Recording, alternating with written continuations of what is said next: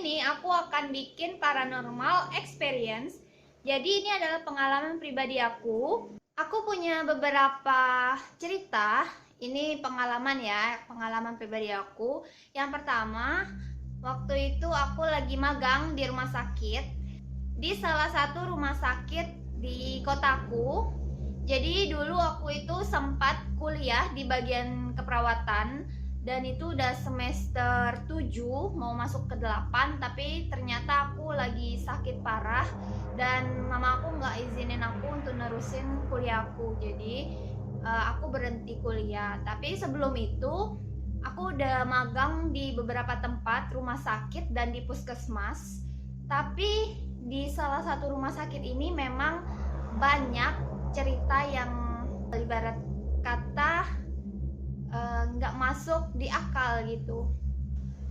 Jadi awal ceritanya itu waktu itu aku lagi semester 5 atau semester 6, aku lupa, lagi magang di rumah sakit tersebut. Terus di rumah sakit itu kami dibagi jadi 3 kelompok dan ada 3 ruangan yang harus kami tempati. Jadi 2 minggu pertama di ruang A, 2 minggu kedua di ruang B, dan 2 minggu kemudian di ruang yang ketiga atau ke ruang C. Untuk hari pertama magang di ruang A, selama 2 minggu aku sama sekali nggak ngerasa ada yang aneh di ruangan itu, karena pas banget waktu itu aku sama teman-teman tim A itu nggak mengalami dimana dinas malam di ruang tersebut. Tapi setelah 2 minggu kemudian kami pindah ke ruang B, kami rolling. Terus di ruang B itu mulai terjadi hal-hal yang menurut aku di luar nalar kita. Ini udah masuk ke minggu berikutnya, dan ini adalah hari pertama aku di ruang tersebut. Sebenarnya aku kalau cerita ini aku merinding, tapi karena ya menurut aku nggak apa-apa lah berbagi cerita buat kalian.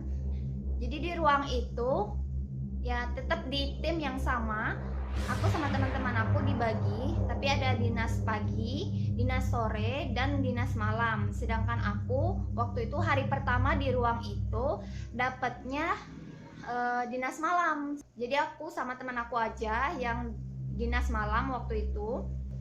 Hal yang pertama yang aku dan teman aku itu rasain adalah yang pertama, bel berbunyi di sekitar jam 2 pagi kayak gitu.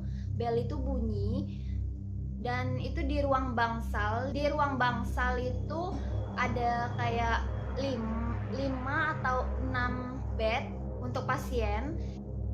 Soalnya kan kalau bel itu bunyi kami harus datang. Apa tahu kalau pasiennya butuh bantuan seorang perawat atau membutuhkan sesuatu lah pokoknya. Jadi perawat itu harus siaga dan harus ada waktu untuk selalu datang ke pasiennya. Jam berapapun mereka pencet bel, kita harus datang.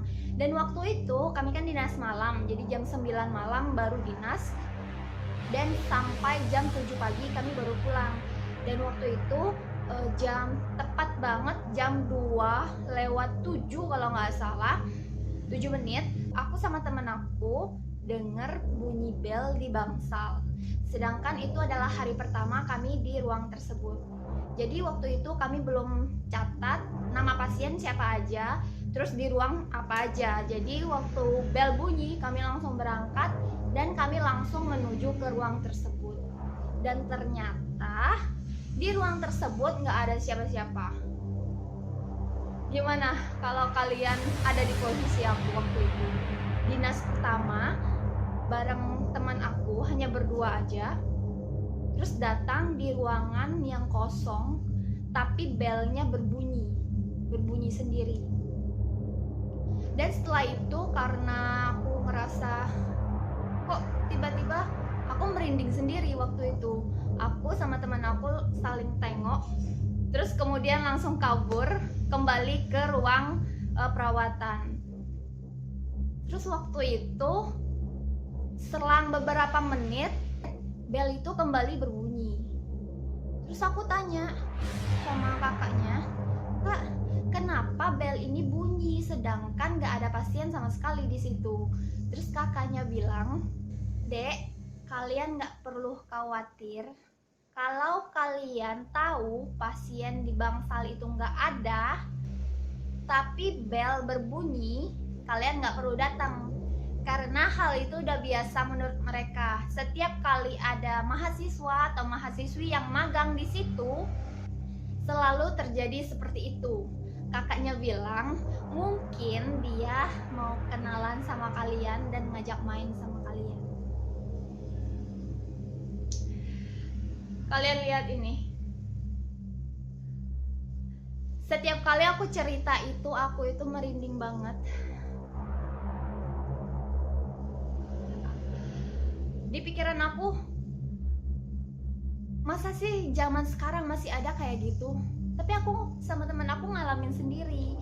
Terus setelah itu kami selalu mencatat nama pasien dan di ruang mana mereka dirawat. Jadi setiap kali bel itu bunyi, terus kami lihat catatan kami, nggak ada pasien di situ, kami nggak bakalan masuk ke ruang tersebut. Berapa hari kemudian, waktu itu aku sendiri sama kakak perawat yang lain ngebersihin luka DM pasien. Jadi waktu itu kan untuk merawat luka DM itu kan kita butuh perlengkapan yang steril. Jadi waktu itu aku disuruh bawa dan jadi asisten perawatnya. Jadi aku bawa peralatannya, terus aku bantu kakaknya untuk merawat luka DM tersebut. Setelah itu aku disuruh cuci peralatannya kan. Nah waktu itu aku beres-beres cuci peralatannya di kamar mandi. Dan apa kalian tahu apa yang terjadi lagi di aku? Waktu itu aku tetap sama teman aku, berdua aja.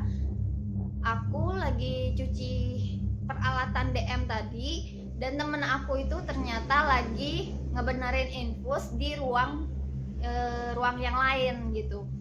Jadi aku di kamar mandi itu sendiri, nggak ada siapa-siapa. Kakaknya juga lagi sibuk, nggak tahu sibuk kenapa. Dan aku ngerasa, aku kan ngadep tembok ya, ngelihat ke tembok. Terus di belakang itu kan pintu. Jadi aku nggak ngelihat pintu itu ada siapa ataupun ada orang lewat atau apa, aku nggak tahu. Jadi waktu itu aku agak ngebungkuk, terus aku nyuciin peralatannya. Setelah aku cuci peralatan, udah mau habis, udah mau selesai, tiba-tiba aku ngerasa ada yang nyolek pantat aku, nyolek kayak gitu. Terus aku sama sekali nggak ngelihat ke belakang karena aku pikir teman aku ini jahil kan, jadi aku pikir dia pasti. Terus untuk kedua kalinya dia colek pantat aku lagi. Terus aku balik ke belakang dan ternyata nggak ada siapa-siapa.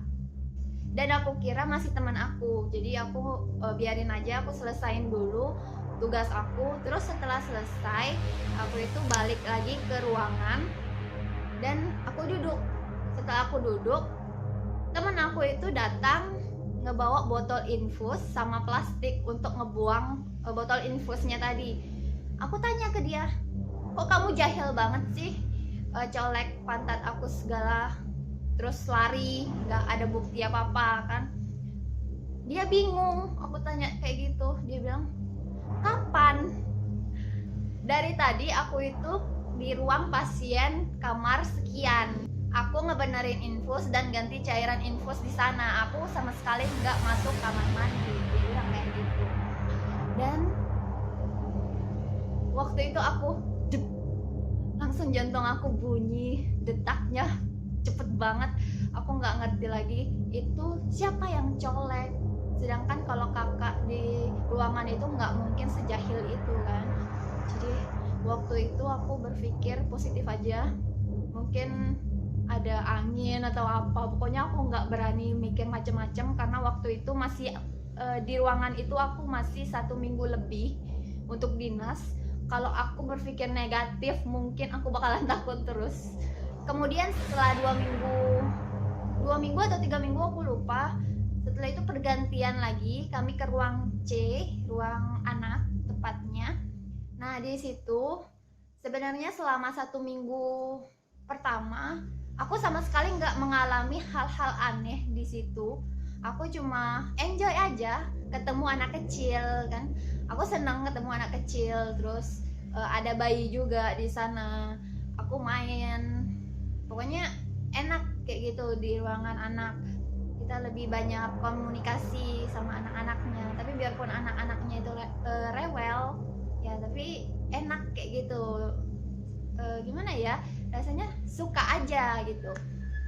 Kemudian di minggu kedua aku mulai ngerasa nggak nyaman di situ, dan memang waktu itu aku dinasnya nggak sendiri, ada juga dari sekolah kesehatan yang lain. Jadi di situ ada 3 sekolah kesehatan, ada di bagian bidan, terus ada juga yang di bagian perawat juga, sama kayak kami. Jadi kami itu ada 3.